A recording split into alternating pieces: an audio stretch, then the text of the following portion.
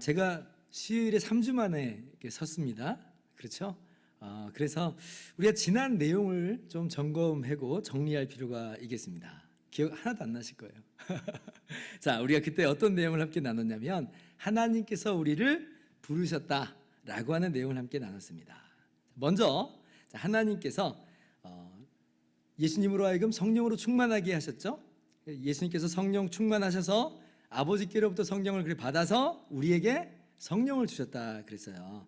그래서 우리로 하여금 성령으로 말미암아 예수님과 연합하게 하셨는데, 그런데 이렇게 연합하게 하시는 일에 있어서 말씀으로 우리를 부르신다 그랬죠. 말씀으로 우리를 부르신다. 그래서 하나님께서 주님의 말씀으로 우리를 부르실 때에 성령의 역사와 내주하심으로 말미암아 죽은 우리의 영혼이 깨어나서 살아나서 예수님을 믿게 되고, 그렇게 우리가 예수님의 한 몸으로 연합하게 되었다, 이렇게 말씀을 드렸어요. 서서히 좀 기억이 좀 나죠. 자, 그런데 이러한 하나님의 부르심은 두 가지로 구별해서 이해할 필요가 있다고도 말씀을 드렸습니다. 기억이 날랑말랑 하는데, 자, 어떤 부르심과 어떤 부르심이 있어요? 효과적인 부르심, 즉 내적 부르심이 있고 외적 부르심이 있다 그랬죠. 자, 첫째, 하나님의 효과 있는 부르심이 있다 그랬습니다. 이건 뭐냐면 하나님께서 우리를 부르시면 우리가 살아나는 일은 반드시 있게 되는 거예요. 그때 제가 그래서 어떤 말씀을 예를 들냐면 에스겔의 마른 뼈 환상 이야기를 했죠. 하나님이 부르시면 마른 뼈가 뭐 살아날까 말까 고민하는 일은 없는 거예요. 거절하는 일도 없습니다. 마른 뼈는 그냥 부르시면 살아날 수밖에 없는 거예요. 죽은 나사로는 어땠어요? 예수님 부르시면 살아날 수밖에 없는 것입니다. 그래서 이것을 효과 있는 부르심이다, 다른 말로는 내적 부르심이다 그랬어요. 완전 은혜죠. 하나님의 주권적인 역사입니다. 그 부르심으로 우리가 살게 된 것이다. 자, 그런데 이러한 하나님의 효과 있는 부르심은 누구에게 주어지는 것인지 우리는 알 수가 없다 그랬어요. 예측조차 할 수 없습니다. 그래서 우리가 다만 하는 건 뭐예요? 주님의 명령을 따라서 주님께서 우리에게 맡겨주신 복음 사명, 오늘 사도 바울이 하나님의 은혜의 복음을 증거하는 일을 마치려면은 나의 생명조차 조금 더 귀한 것으로 여기지 아니한다 했던 그 하나님의 은혜의 복음을 전하는 것으로 다른 사람들을 부르는 일을 우리가 할 따름이에요. 우리가 주님의 복음으로 부르는 일, 하나님께서 우리를 통해서 복음을 통해서 부르시는 일은 외적 부르심이다 그랬어요. 외적 부르심이다. 모든 사람에게 차별 없이 주어지는 부르심이다 그랬죠. 정리하자면 하나님께서는 우리의 복음 전도 사역, 즉 외적 부르심을 사용하셔서 내적인 부르심을 이루시는 겁니다. 그러나 외적 부르심을 받았다고 해서 다 내적 부르심을 받는 건 아니죠. 외적 부르심은 거절할 수도 있고 수납할 수도 있다 그랬어요. 실제 우리가 복음 증거하면 그렇잖아요. 어떤 사람은 받아들이는 반면 어떤 사람은 거절하기도 합니다. 그러나 분명한 건 뭐냐면 하나님께서 내적으로 부르신 사람은 뭐예요? 예외 없이 외적인 부르심에 믿음으로 반응하게 돼 있어요. 우리가 모를 뿐이에요. 누가 그런 사람인지 모를 뿐이지만 반드시 믿음으로 반응하게 되어 있습니다. 참 놀라운 게 뭐예요? 하나님께서 사람들을 이렇게 효과 있는 부르심으로 살리실 때에 우리의 이러한 복음 증거 사역을 사용한다는 거예요. 사실 하나님께서 이런 우리의 복음 전도 사역 사용하지 않고서도 얼마든지 내적 부르심, 효과 있는 부르심으로 역사할 수 있으심에도 불구하고, 그러나 하나님께서 우리를 하나님의 동역자와도 같이 이렇게 사용하신다 그랬어요. 정말 너무나도 우리에게 있어서 영광스러운 일이 아닐 수가 없습니다. 이것을 우리가 지난 시간까지 함께 나눈 것입니다. 자, 그러면 오늘 함께 나눌 부분은 뭐냐면 성령께서 복음 전도를 통해서, 말씀을 통해서 우리의 죽은 영혼을 살리실 때에, 자, 우리 편에서는 그럼 어떤 일이 이루어지게 되냐면, 우리 편에서는 우리가 예수님을 믿고 우리 죄를 회개하는 일을 하게 됩니다. 즉 하나님의 부르심에 대한 우리 편에서의 반응이 있는 거예요. 이걸 뭐라고 말하냐면 신학적인 용어로 회심, 이렇게 얘기해요. 회심. 자, 이 회심에 있어서 일단 우리가 확실하게 해야 될 게 뭐냐면요, 이거는요 하나님의 이 내적 부르심에 대한 이 필연적인 반응입니다. 이게 아까도 제가 말씀드렸듯이 이걸 뭐 내가 선택하고 결정하고 내가 수납하고 거부하는 그런 수준은 아닌 거예요. 오히려 우리가 어떻게 예수님 믿고 어떻게 우리 죄를 회개할 수 있게 되느냐라고 할 때는 하나님께서 내적으로 우리를 내적인 부르심을 통해서 부르셔가지고 우리의 죽었던 영혼이 깨어났기 때문에, 우리의 죽었던 영적 감각이 살아났기 때문에 비로소 우리가 예수님을 믿고 회개할 수 있는 겁니다. 그렇잖아요. 죽은 사람에게 아무리 불러봤자 죽은 사람 안 일어나잖아요. 살아있는 사람에게 불러야지 반응하는 것처럼, 사실 우리가 그렇게 믿고 회개할 수 있는 반응을 보일 수 있는 건 뭐냐면 하나님께서 살리신 역사가 있다라고 하는 거예요. 내적 부르심으로 말미암아 우리의 죽은 영혼을 살리셨고 우리의 죽었던 영적 감각을 끼우신 것이 먼저 있는 거예요. 그러니까 성령의 주권적인 살리심의 역사, 중생의 역사가 있는 것입니다. 자, 그런데 이러한 하나님의 이 신비한 역사, 이 중생의 역사는요, 우리가 감각하거나 우리가 인지할 수 있는 게 아니에요. 그래서 우리 편에서는 뭐만 보이냐면, 우리 편에서 볼 때는 전적으로 내가 예수님 믿는 것이고 내가 회개하는 이것으로만 나타나 보여요. 그러니까 나의 의지와 나의 선택이 여기에 지금 이루어지는 것만 우리가 보게 되는 거예요. 그런데 이러한 회심의 이러한 반응을 볼 때 우리는 그 이전에 뭐가 우리 안에 일어났다는 걸 깨달아야 돼요? 살리신 역사, 중생시키시는 성령의 신비한 역사가 있다라고 하는 것을 우리가 함께 인지를 할 수 있어야 됩니다. 그래서 이 회심은요, 하나님의 내적 부르심에 대한 외적인 증표다. 하나님께서 우리를 내적으로 부르심으로 말미암아 중생시키신 것에 대한 외적인 증거다, 이렇게 우리가 볼 수가 있는 것입니다. 그러니까 하나님께서 나를 효과 있게 부르신 결과인 거예요, 결과. 자, 함께 말씀 볼까요? 자, 로마서 8장 30절 말씀 봅시다. 자, 또 미리 정하신 그들을 또한 부르시고 부르신 그들을 또한 의롭다 하시고 의롭다 하신 그들을 또한 영화롭게 하셨느니라. 자, 영원 전에 미리 정하셨어요. 영원 전에 하나님의 영원하신 계획 가운데 정하셨어요. 그 하나님께서 정하신 사람, 그 택하신 사람을 하나님께서 역사 속에서 부르시죠. 역사 속에서 불러요. 자, 그러면 그렇게 부르심 받은 사람들은 어떻게 되는 거예요? 예수님 믿고 의롭다함을 얻는다. 그죠? 그러니까 이게 전부 다 연결되어 있는 거예요. 그러니까 하나님의 영원 전의 작정, 예정과 그 예정이 역사 속에서 내적인 부르심으로 나타나고, 그렇게 불려진 사람은 믿고 의롭다함을 받는 이 모든 것이 한 덩어리로 마치 사슬과도 같이 연결되어 있는 것입니다. 그래서 회심이 없는 사람은요, 그러니까 지금 예수님 믿는 사람은 믿음이 없는 사람은요, 아직 뭐가 없다는 거예요? 하나님의 부르심이 없다는 겁니다. 하나님 부르심이 아직 그에게 주어지지 않은 거예요. 자, 다른 구절을 봅시다. 사도행전 13장 48절 같이 읽어볼까요? 시작. 하나님 말씀을 찬송하며 영생을 주시기로 작정된 자는 다 믿더라. 자, 사도 바울께서 비시디아 안디옥의 유대인 회당에서 복음을 전할 때의 이야기죠. 보세요. 영생을 주시기로 작정된 자는 다 믿더라. 하나님께서 영원전에 택하신 사람은 아까 로마서 8장 30절하고 연결시켜 보세요. 자, 효과 있게 부르신다고 그랬죠? 그래서 지금 바울의 전도를 통해서 부르신 거예요.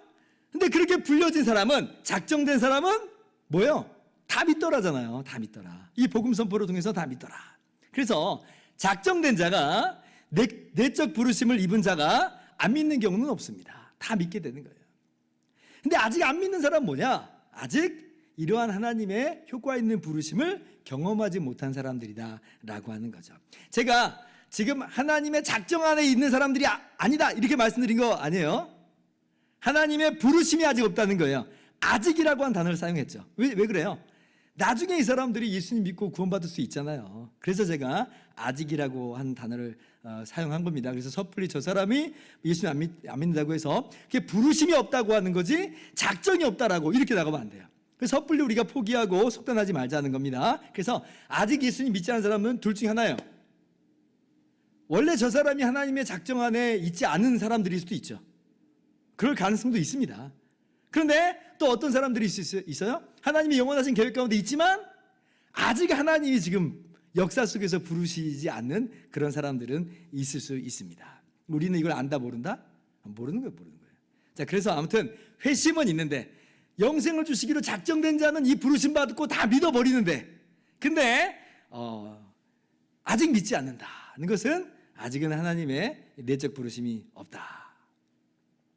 그래서 내적 부르심이 있을 때 작정된 사람은요 어떻게 되냐면 반드시 회심으로 나타나게 되어 있습니다. 믿음과 회개로 반응을 하게 되어 있다라고 하는 거예요. 자, 그러면 오늘 구원 얻는 믿음은 무엇이고 또 구원 얻는 회개는 무엇인가라고 하는 것을 우리가 한번 살펴보도록 합시다.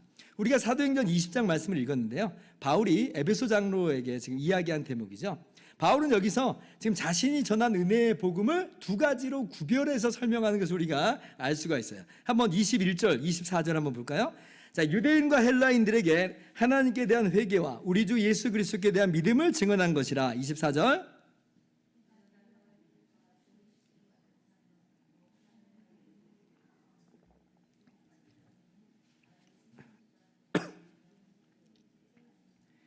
자, 하나님의 은혜의 복음을 증언했다라고 하죠. 자, 그런데 21절에는 뭘 증언했다고 지금 이야기했어요? 하나님께 대한 회개, 우리 주 예수 그리스도께 대한 믿음을 증언했다 그러죠. 그러니까 하나인데 지금 바울 사도는 두 가지로 지금 구별해서 설명을 하고 있는 거예요. 그러니까 이 두 가지가 서로 분리할 수 있는 그런 것이 아닙니다. 이게 복음이에요. 복음을 들을 때 나타나는 반응이에요. 사실상 한 가지인데 그러나 두 가지로 구별해서 살펴볼 수는 있다. 예수님에 대한 믿음과 하나님께 대한 회개, 이렇게 두 가지로 구별해서 살펴볼 수가 있는 거예요. 이것이 중생한 우리들에게 하나님의 부르심, 내적 부르심을 입은 우리들에게 나타나는 반응이라고 하는 건데, 자, 먼저 믿음부터 한번 봅시다.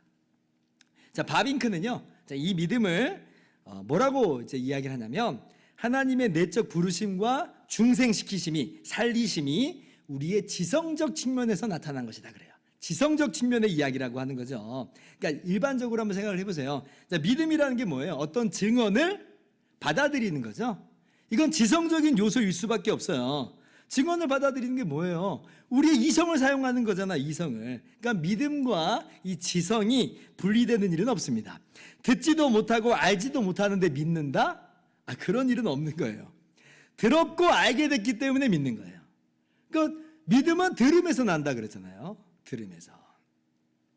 그런데 자, 우리가 구원받는 믿음을 생각해 볼 때, 자, 그것을 포함해서 그 이상의 의미를 가지고 있다는 것을 우리가 함께 알아야 됩니다. 그래서 우리가 일반적으로 이 믿음에 대해서, 참된 믿음에 대해서 설명을 할 때 이렇게 설명을 하죠. 첫째, 이 믿음은 단순한 역사적 사실을 내가 믿는다라고 하는 그 정도 수준은 아니라 하는 거예요. 우리가 참 하나님은 유일하신 하나님이시며 하나님께서 독생하신 하나님이신 예수님을 이 땅에 우리와 똑같은 사람으로 보내심을 듣게 됐고 알게 됐죠. 성경을 통해서 우리가 듣고 알게 됐잖아요. 그리고 예수님께서 우리 죄를 대신해서 십자가에서 죽으시고 3일 만에 부활하심을 듣고 알게 됐습니다. 이게 뭐예요? 지성적 측면이에요. 그죠? 여러분, 예수님의 성육신과 예수님의 십자가와 부활은 분명히 역사적 사실입니다. 팩트예요. 여러분, 추워도 흔들려서는 안 돼요. 그런데 구원받는 믿음이라고 할 때는 이걸 포함하고 있는데, 근데 그 이상이라는 거예요. 그 이상이다. 왜 그러냐면 한번 생각해 보세요. 이런 단순한 역사적 믿음은요, 예를 들면 이런 거예요. 1592년에 임진왜란이 있었고, 그래서 이순신 장군이 왜군을 물리쳤음을 나는 안다, 난 믿는다 라고 하는 역사 보도를 받아들이는 그 정도밖에 안 되는 거예요. 이런 유의 지식은 그래, 나 알아 라고 하는 거죠. 근데 성경은 뭐라고 말해요? 그러한 종류, 그러한 수준, 그러한 지식적인 그런 믿음은 누구도 가진 믿음이라고 그래요? 귀신들도 안다 그러죠? 야고보서 2장 19절. 귀신들도 믿고 떠느니라, 알고 떠느니라 그래요. 그러니까 귀신들도 예수님 보면 하나님의 아들 그러잖아요. 귀신들도 알아요. 근데 이걸 가지고 그래서 구원받는 믿음이 전부다, 그럴 수는 없는 거다라고 하는 겁니다. 그러니까 참 믿음, 구원받는 믿음은요, 이러한 역사적 지식적인 이 믿음을 분명히 그 내용으로 가지고 있지만 그 이상이라는 거예요. 또 구원받는 참 믿음은 어떤 게 아니냐라고 할 때, 단순히 기적과 이적을 일으키실 수 있다라고 하는 그 믿음, 이것도 구원받는 믿음은 아닙니다. 그러니까 예수님께서 변화산에서 내려오셨을 때 귀신 들린 그 아들을 데리고 난 아버지의 이야기가 바로 이어지잖아요. 이 아버지가 예수님께 무엇을 하실 수 있거든 우리를 불쌍히 여기사 도와주십시오, 이렇게 얘기합니다. 그러니까 예수님께서 할 수 있거든이 무슨 말이냐? 믿는 자에게 능히 하지 못할 일이 없느니라 하시니 그 아버지가 뭐라고 말해요? 내가 믿나이다. 나의 믿음 없는 것을 도와주셔서. 그러니까 이 사람이 정말 믿는다는 거예요? 안 믿는다는 거예요?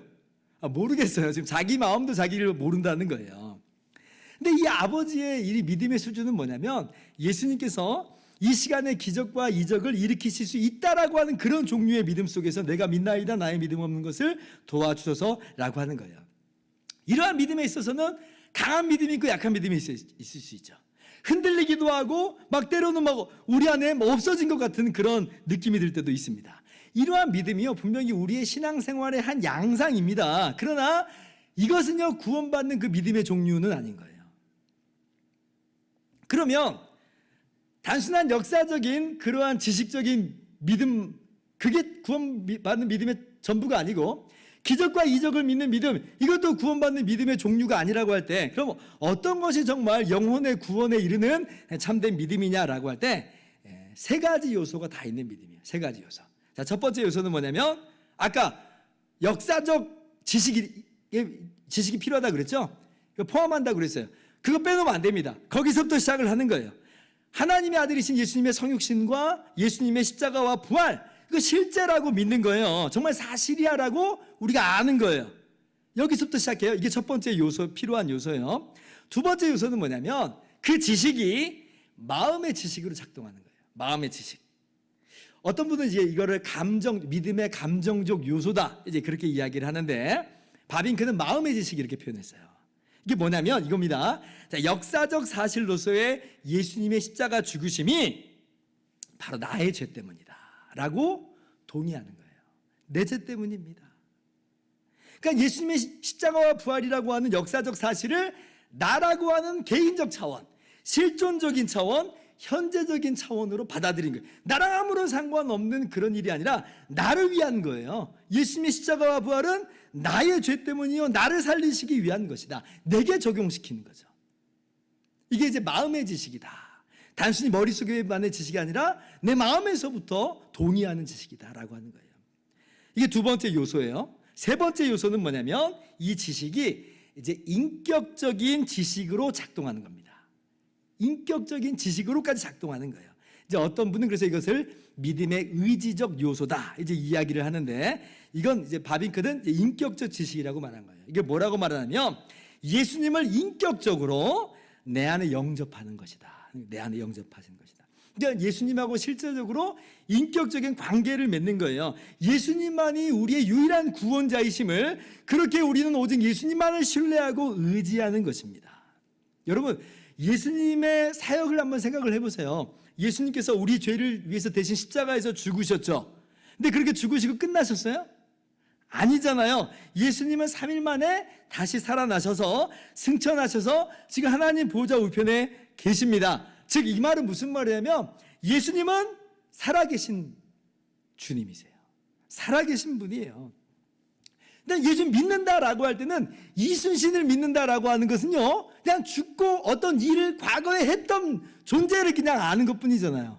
근데 예수님을 믿는다라고 하는 것은 그분이 죽으시고 지금도 부활하셔서 지금 살아계신다라고 하는 것을 알고 믿는 거예요. 그리고 그 주님께서 성령으로 우리 가운데 찾아와 주시는 거예요. 그 예수님을 인격적으로 모시는 거죠. 그러니까 관계가 없을 수가 없어요. 그러니까 예수님에 대한 믿음을 이야기할 때 인격적인 관계, 어떤 교제, 이것이 없을 수가 없습니다. 반드시 예수님을 믿는다라고 하는 믿음 안에는 이런 인격적인 관계, 교제의 그런 관계가 있을 수밖에 없어요. 그래서 그 예수님을 내 안에 나의 구원자요 나의 주인으로 모셔드리는 거예요. 그래서 바빙크는 이 대목에서 뭐라고 말하냐면 믿는다는 것은 그저 사도들이 제시한 바 예수님에 대한 증언을 받아들이는 것이 아니라 예수님을 받아들이는 것이다, 이렇게 했어요. 예수님을 받아들이는 것이다. 이게 바빙크의 이야기가 아니에요. 성경이 그것을 이야기하고 있어요. 요한복음 1장 12절 우리가 너무나 잘 알고 있는 말씀이잖아요.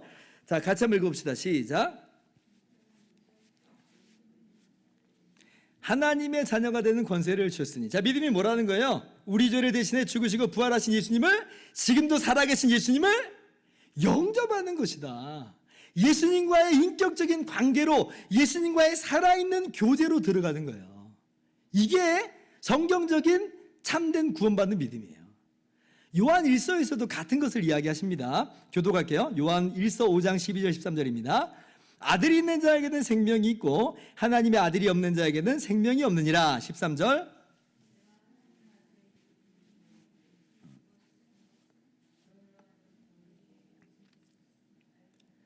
자, 13절에서는 내가 하나님의 아들 예수님을 믿는 너희에게, 이렇게 믿는 너희라고 표현을 하는데 12절은 그 사람은 뭐라고 지금 이야기하고 있어요? 아들이 있는 자, 이렇게 얘기하죠. 아들이 있는 자. 그러니까 예수님을 믿는다라고 하는 거하고 예수님을 영접한다는 거하고는 같은 이야기예요. 예수님 믿는 자는 그 안에 예수님을 인격적으로 모셔드린 거예요. 아들이 계신 거예요. 그러니까 이러한 인격적인 요소까지 다 포함되어야 그게 진짜 성경적인 구원받는 믿음이다. 우리가 예수 믿고 구원받는다라고 말할 때 이 인격적인 요소가 간과되기가 참 쉽습니다. 이게 정말 너무 이게 성령의 역사예요. 이게 은혜에 의하지 않고서는 우리가 예수님과의 그런 인격적인 관계를 맺을 수가 없어요. 예수님이 있는 줄 알겠어 라고 하는 사람들은 많거든요. 근데 그 예수님이 부활하셔서 지금도 살아계셔서 내 안에 들어와 계신다 라고 하는 것으로는 사람들이 참 나아가기가 어렵거든요. 근데 우리가 예수님이 십자가에 나의 죄를 대신해서 십자가에 죽으시고 부활하셔서 지금도 살아계신 예수님이 내 안에 찾아와 계신다, 내가 그 주님을 영접했다라고 하는 건 이건요 진짜 성령의 역사예요. 성령의 역사예요. 그렇게 우리로 하여금 알게 하시는 우리 하나님의 놀라우신 은혜에 감사드릴 뿐이죠. 그래서 우리가 예수님을 믿는 믿음이다라고 말할 때는 주님과 이런 인격적인 관계, 예수님을 영접하는 것을 포함하고 있는 거구나 라고 하는 것을 꼭 우리가 기억을 해야 되겠습니다. 여러분, 그렇게 예수님께서 여러분 안에 거하심을 믿으십니까? 아멘. 자, 그러면 구원받는 회개는 뭐냐? 구원받는 회개는 뭐냐 할 때 이제 회심의 또 다른 요소잖아요. 믿음과 회개니까. 자, 바빙크는요, 믿음이 이 지성적인 측면에서의 이 중생, 새 생명의 증거라고 말하면서 회개는 그럼 뭐냐라고 할 때 회개는 이 의지적 측면에서의 새 생명의 증거다, 그렇게 이야기해요. 하나님께서 내 쪽으로 부르셔서 성령으로 말미암아 우리가 살아났어요. 그러면 그것이 지성적으로는 믿음으로 나오고 의지적으로는 회개로 나온다는 거예요. 회개로 나온다. 여러분, 그렇죠. 우리가 성령의 역사로 하나님의 내적인 부르심을 받아서 복음을 전해 듣고 새 생명이 되었습니다. 자, 그러면 우리가 이 새 생명이 되어버렸는데 예수님 그렇게 믿는다고 하는데 죄와 결별하고자 하는 그 의지가 없을 수가 없어요. 발휘되지 않을 수가 없는 겁니다. 그러니까 구원받는 회개는요, 새 생명의 당연한 증거예요. 믿는다라고 하는 사람에게 당연히 나올 수밖에 없는 거예요. 자, 그러면 이 구원받는 회개는 뭐냐라고 할 때, 자, 첫 번째, 이것도 세 가지 봅시다. 첫 번째, 자신의 죄를 참으로 인식하는 거예요. 사도행전 2장 말씀 볼까요? 2장 37절 38절. 그들이 이 말을 듣고 마음에 찔려 베드로와 다른 사도들에게 물어 이르되, 형제들아, 우리가 어찌할꼬 하거늘. 38절.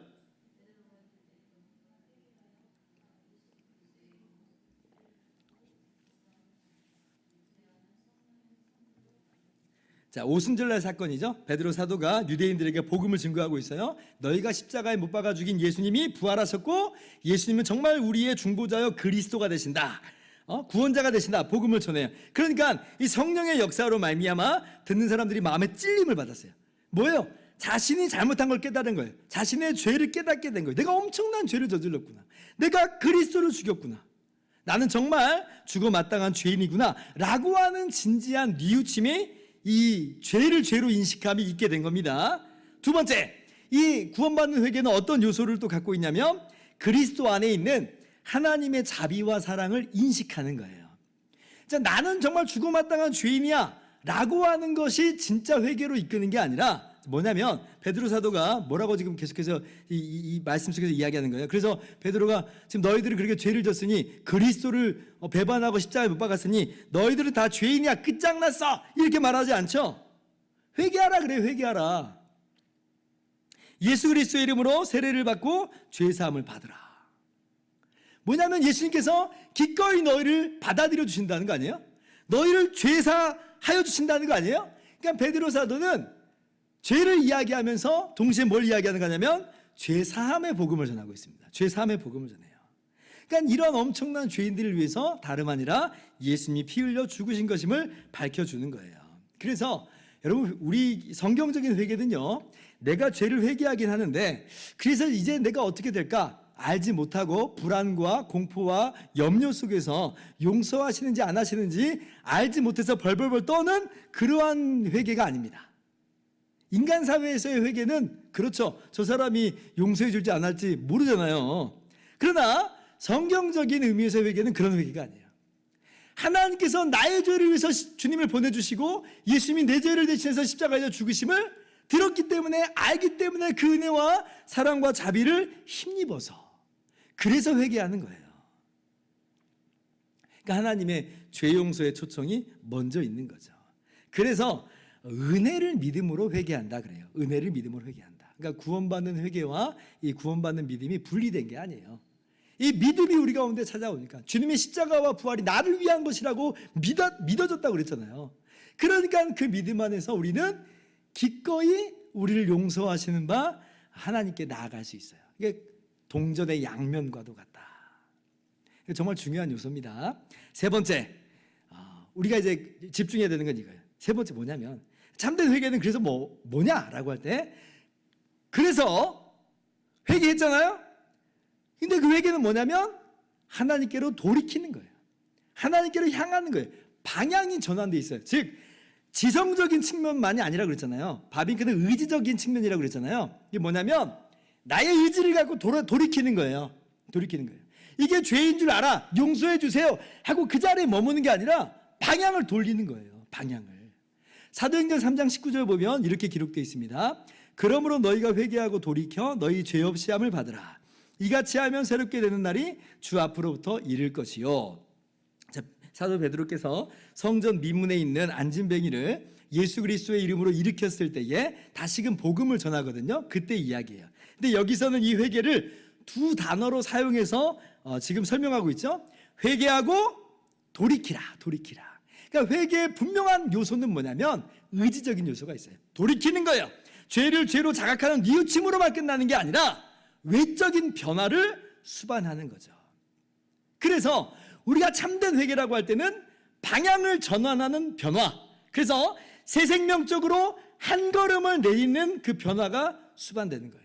그래서 회개한다라고 하는데 근데 여전히 죄를 아무렇지도 않게 생각하는 것, 그래서 아무런 생각 없이 여전히 죄 가운데 머물고 심지어 고의적으로 계속 죄를 짓는다라고 할 땐 그것은 참된 회개라고 할 수가 없다라고 하는 겁니다. 좋은 나무에게서 좋은 열매는 맺어지기 마련이에요. 새 생명이 우리 가운데 심겨졌다면 새 생명의 열매가 이제 맺어지는 거예요. 구원받는 믿음을 우리가 얻게 됐다면 우리 죄를 위해서 십자가에서 죽으신 그 예수님을, 죄를 버리고 예수님을 닮아가는 모습으로 이제 새 생명이 나와야 되는 거죠. 새 생명이. 그래서 이 구원받는 회개는요, 단회적이면서 동시에 지속적인 면을 다 가지고 있습니다. 즉 단회적인 면은 뭐예요? 지금까지 우리가 예수님 모르고 살았죠. 죄 가운데 죄를 죄로 알지도 못하고 죄 가운데 살았어요. 그런데 복음이 들려졌습니다. 우리가 죄인이라는 것을 분명히 깨달아 알게 하셨어요. 근데 예수님께서 우리 죄를 위해서 대신 십자가에서 죽어주셨음을 알게 하셨어요. 그래서 우리가 예수님을 믿게 된 거잖아요. 우리가 죄인입니다 고백하고 나의 죄 때문에 예수님 돌아가셨습니다 라고 우리 죄를 회개한 겁니다. 단회적이죠. 그러한 회개로 말미암아 우리가 구원을 받았어요. 그렇게 해서 우리가 새 생명을 우리가 얻어 누리게 된 거예요. 그런데 우리가 그렇게 새 생명이 됐다고 해서 모든 게 다 끝나버린 게 아니라 새 생명이 심겨짐과 동시에 우리에게는 여전히 남은 찌꺼기와도 같이 죄성이 있죠. 죄성이 남아있어요. 이게 주님 다시 오실 때에 점점 사라져서 없어져 버리게 될 거지만 여전히 우리가 살아갈 동안에는 이 찌꺼기와도 같이 죄성이 남아있단 말이에요. 그러니까 우리가 이미 새 생명이 되어서 우리의 방향성은 하나님을 향하고 있지만 동시에 죄성이 우리를 자꾸 죄로 이끄는 거예요. 그래서 우리는 이 안에서 계속 갈팡질팡함이 있습니다. 그러니까 사도 바울이 그래서 심지어 뭐라고까지 이야기해요? 오호라 나는 공고한 사람이로다. 이 사망의 몸에서 누가 나를 건져내랴. 그만큼 치열한 고뇌와 고민과 갈등들이 있어요. 여전히 우리가 죄를 즐기고 짝하고 죄 가운데 거하는 그런 속성들이 있단 말이에요. 근데 그럼에도 불구하고 우리 가운데 뭐가 있어요? 새 생명이 주어졌잖아요. 성령의 역사로 말미암아 새 피조물이 돼버렸어요. 그러니까 다시 돌이키는 거예요. 하나님께로 돌이키는 거예요. 우리의 의지를 그렇게 사용하게 되는 거예요. 그래서 회개는 한 번으로 끝나는 게 아니라 우리 일생을 거쳐서 계속해서 반복이 됩니다. 이것을 우리가 다른 말로 성화라고 그러죠. 성화. 성령께서 우리를 그리스도의 몸으로 접붙여 주셨어요. 우리가 새로운 피조물이 됐어요. 우리 안에 거하신 성령께서 우리와 하여금 죄 가운데 그냥 내버려 두시게 하시지 않아요. 죄와 싸우게 하세요. 거기 있는데 우리의 의지가 필요합니다. 그래서 우리가 항상 돌아볼 건 이거예요. 그러면 우리 안에서 정말 이런 의지적인 이 회개가 수반되고 있는가? 그건 우리가 점검해 봐야 될 거예요. 너무 쉽게 그냥 회개해 라고 하면서 죄를 아무렇게나 생각하게 하는 것, 이것은 기독교의 회개가 아니다. 참된 회개의 모습이 아니다라고 하는 것입니다. 그래서 우리가 이제 구원받는 회개의 특징을 잘 알았잖아요. 이건 의지적인 그런 내용이구나. 새 생명의 마땅한 모습이구나. 우리 안에 심겨진 새 생명이, 우리 안에 거하신 성령이 날마다 죄를 미워하게 하고 죄와 싸우게 하는 거구나. 내가 성령으로 말미암아 일을 주님 오신 날까지 해야 되겠다라고 하는 마음으로 죄와 치열하게 싸울 수 있기를 바랍니다. 자, 이제 말씀 마칩니다. 하나님의 내적인 부르심은 정말 은혜죠. 성령의 역사와 내주하심으로 말미암아 복음 전도라고 하는 외적 부르심을 통해서 우리 안에 새 생명을 이루어 놓으셨어요. 새 생명을 이루었어요. 근데 이 새 생명은 반드시 우리 편에서 증거로 나타나는데 회심이라고 하는 우리 편에서의 증거로 나타나게 돼 있어요. 그러니까 구원받는 믿음, 구원받는 회개로 나타나게 되어 있다. 그러니까 이런 모든 이 과정들이 우리가 예수님과 한 몸으로 연합하게 된 그 놀라운 구원의 그런 모습 안에서 나타나게 된다라고 하는 거예요. 그래서 여러분, 오늘 우리가 믿음과 회개에 대해서 살펴봤는데 정말 우리로 하여금 믿게 하게 하시고 회개하게 하시는 주님의 은혜를 먼저 기억하면서, 근데 동시에 우리가 좀 점검해 볼 필요가 있어요. 정말 예수님과의 인격적인 관계의 믿음을 우리가 점검해 볼 필요가 있고, 그리고 내가 의지적으로 죄를 멀리하고 미워하고 하나님께로 돌이키는 그러한 우리의 의지적인 회개가 이 안에서 있는가 항상 점검하면서 그렇게 새 생명으로서의 마땅한 모습으로 살아가는 저와 여러분 모두 되기를 주님의 이름으로 축원합니다.